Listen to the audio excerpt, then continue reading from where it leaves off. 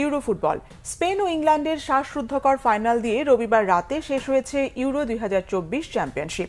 বার্লিনে 17তম আসর ছিল রেকর্ডময়, আর রেকর্ড গড়ার ক্ষেত্রে সবার উপরে স্পেন। সবচেয়ে মর্যাদার রেকর্ডটিও তাদের। প্রথম দল হিসেবে চতুর্থবার চ্যাম্পিয়ন হয়েছে ইউরোপের সবচেয়ে বড় এই ফুটবল টুর্নামেন্টে।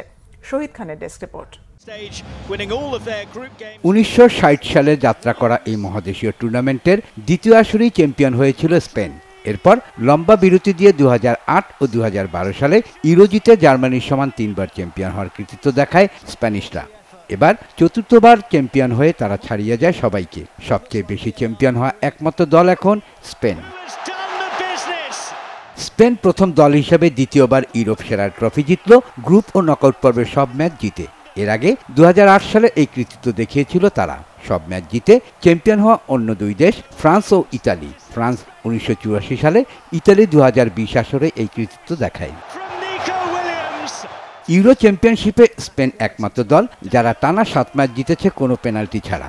7 ম্যাচে স্পেন গোল করেছে 15টি। কোনো আসরে এটিও একটি দেশের সবচেয়ে বেশি গোল।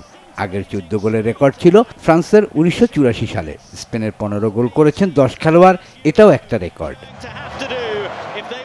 এবারের ইউরোয় উদীয়মান সেরা খেলোয়াড় হওয়া স্পেনের তরুণ তুর্কি লামিনে ইয়ামালের ঝুলিতে জমা হয়েছে একাধিক রেকর্ড। স্পেনের প্রথম ম্যাচে ক্রোয়েশিয়ার বিপক্ষে মাঠে নেমে বার্সেলোনার এই মিডফিল্ডার করেছেন সবচেয়ে কম বয়সে ইউরো খেলার রেকর্ড। 16 বছর 338 দিনে ইউরোতে অভিষেক হয় তার।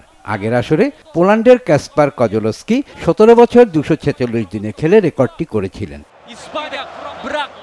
সেমিফাইনালে ফ্রান্সের বিপক্ষে গোল করে ইউরোতে সবচেয়ে কম বয়সী খেলোয়াড় হিসেবেও গোলের রেকর্ড গড়েন ইয়ামাল। 16 বছর 362 দিনে গোল করে ভেঙেছেন 2004 সালে সুইজারল্যান্ডের ইয়োহান ভনলাথেনের 18 বছর 141 দিনে করা গোলের রেকর্ড।